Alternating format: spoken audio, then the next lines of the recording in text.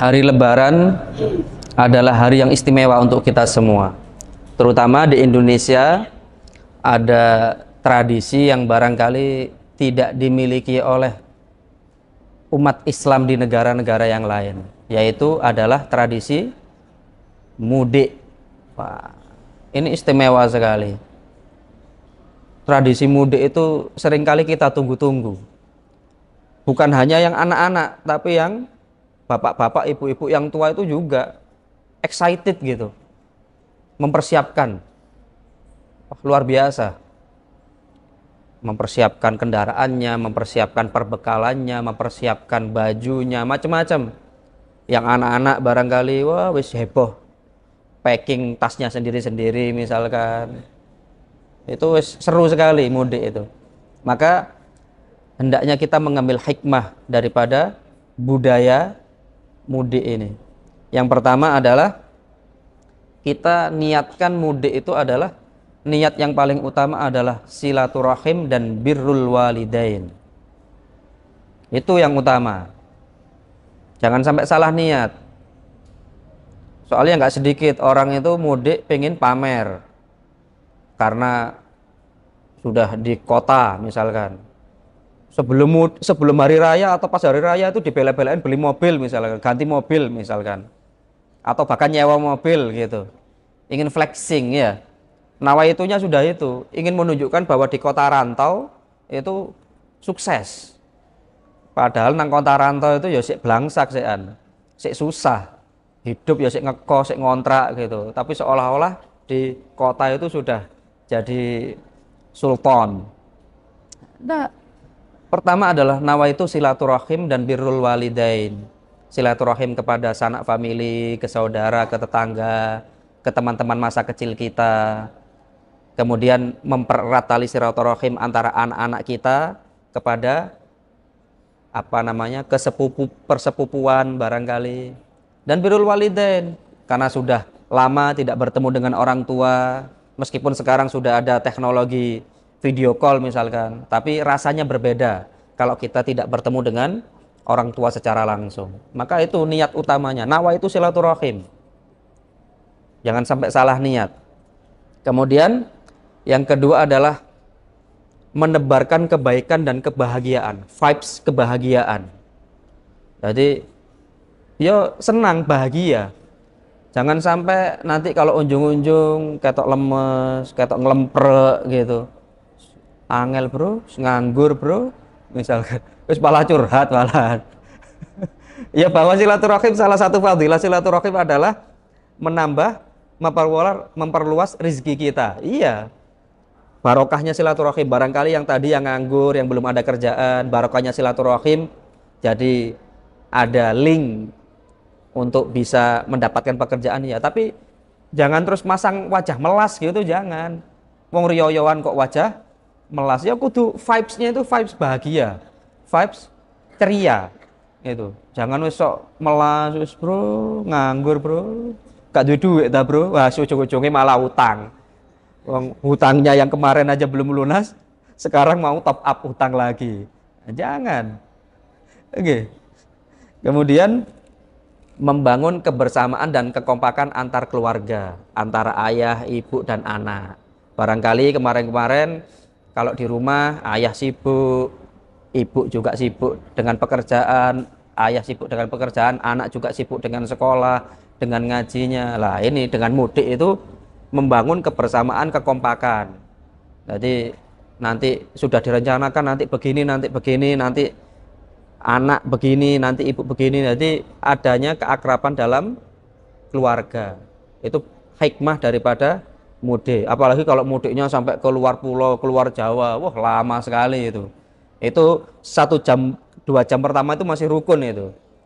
Nanti kalau sudah beberapa jam atau apalagi perjalanannya sudah 2-3 hari, misalkan mudik sampai ke Aceh, ke Medan sana, itu udah berantem lagi di jalan itu kayaknya. Nah, jadi lah disitulah kekompakan, keagraban daripada keluarga itu diuji kembali. Karena apa? Ya lingkupnya sempit sekali, hanya 1 mobil. Mungkin kalau di rumah itu kan masih bisa delik, bisa sembunyi kan, misalkan, wah aku malas sama ayah, aku malas sama ibu gitu misalkan, masih bisa karena punya kamar sendiri, bisa sembunyi. Kalau di mobil gimana sembunyinya? Di bagasi, apa di tempat ban gitu, nggak bisa. Jadi harus apa namanya, membangun kekompakan, keakraban kepada keluarga. Kemudian yang keempat adalah Lebaran atau Idul Fitri itu adalah media untuk silaturahim, bukan media untuk piknik. Nah ini seringkali riyoyo pertama, riyoyo kedua, tempat wisata itu sudah penuh. Bahwa Lebaran itu bisa kita manfaatkan di sela-sela waktunya untuk piknik, iya. Tapi Lebaran bukan untuk piknik. Jadi jangan dibalik. Di momentum Lebaran kita bisa sekalian piknik, bukan Lebaran itu untuk piknik. Karena ini dari tahun ke tahun terjadi.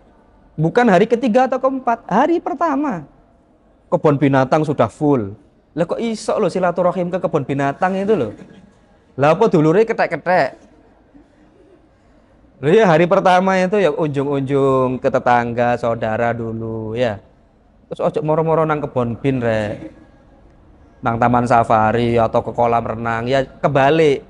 Nanti hari ketiga, keempat sudah selesai semua, silaturahim sudah rata semua saudara, tetangga, sanak famili sudah, barulah boleh healing, boleh piknik. Itu jangan dibalik-balik. Makanya nanti kalau panjenengan kalau sudah selesai semua baru boleh piknik, atau yang putra-putranya ini, yang santri-santri, diingatkan orang tuanya, ya Bu, ayo silaturahim dulu, jangan piknik dulu. Angpaunya belum banyak ini soalnya. Ya kalau anak-anak keliling itu nawa itu nyari angpau ya sih gak masalah, wong masih kecil kan. Tapi jangan sampai orang tua mengajarkan anaknya, ayo le ke sana. Itu orang kaya itu, nanti kamu dapat angpau 50.000 misalkan. Oh, jangan. Nggak boleh orang tua mengajarkan anaknya untuk bermental pengemis. Jangan, nggak boleh. Bahwa kita silaturahim kemudian dapat berkah, barokah, angpau, nah itu beda lagi. Jadi niat dalam melakukan sesuatu itu jangan dibalik-balik, meskipun barangkali hasilnya sama-sama dapat angpau, tapi niatnya berbeda, maka juga nanti meskipun hasilnya sama-sama dapat uang, tapi barokahnya berbeda. Antara kita berangkat emang cari angpau atau berangkat itu memang silaturahim. Jangan. Apalagi nanti ngambil permen karena itu langsung sak cawuk. Apalagi biasanya jajan yang apa itu yang favorit itu biasanya kacang mente misalkan. Wah, langsung sak baskom misal dimasukkan semua, jangan. Ya sak ukuran lah dimasukkan. Makanya kalau hari raya itu bawa kantong yang banyak itu. Cari pakai celana atau baju yang kantongnya banyak biar bisa cukup amunisi yang banyak ya. Kalau ente kemana-mana nggak ada kantongnya, waduh rugi. Bawa tas ya boleh gitu, atau bawa karung gitu. Yang terakhir adalah doa yang mustajab, diijabah oleh Allah Subhanahu wa taala. Doanya orang yang mudik. Salah satu doa yang dikabul oleh Allah Subhanahu wa taala selain orang yang terzalimi adalah orang yang sedang safar, orang yang sedang bepergian. Makanya kalau sudah di dalam mobil, di atas mobil, ojo begecekan, ojo guyonan gak jelas. Jangan. Pergunakan untuk berdoa, untuk zikir, istighfar, sholawat.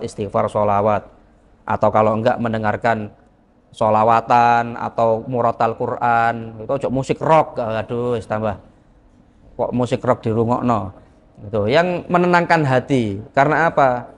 Kita sedang safar. Ada kemungkinan kita akan mendapatkan musibah ketika perjalanan. Maka ketika kita di atas kendaraan, baik mobil, kereta, pesawat, kapal laut, atau naik sepeda ontel misalkan, kan ada mudik yang naik sepeda ontel kan, dari Surabaya ke Bogor misalkan. Bismillah Ustadz, saya ingin jihad fisabilillah, ingin mudik menggunakan sepeda ontel misalkan, ya boleh, tapi perbanyak lisan kita, hati kita untuk berzikir, untuk istighfar, untuk sholawat kepada Allah Subhanahu wa taala, sehingga kita diberikan keselamatan dari tempat kita berangkat sampai ke tempat tujuan. Semoga mudik kita pada tahun ini diberikan keberkahan. Amin. Diberikan keselamatan diri kita dan juga seluruh keluarga kita. Amin amin ya rabbal alamin.